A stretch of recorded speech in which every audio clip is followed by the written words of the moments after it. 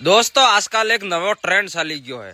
આજકાલના જવાન છોરોને ડોણ બનવું હોય, ખાસ કરીને ભણવાવાળા થકી લગાવીને 18-20 25 વર્ષના છોરોને ડોણ બનવો। ડોણ डॉन એટલે મારી નાખો, કાપી નાખો, ધુઆ ધુઆ कर देंगे, आग लगा देंगे, ये कर देंगे, शहर में फलाना ढेकड़ा एम दादा बनवो एम।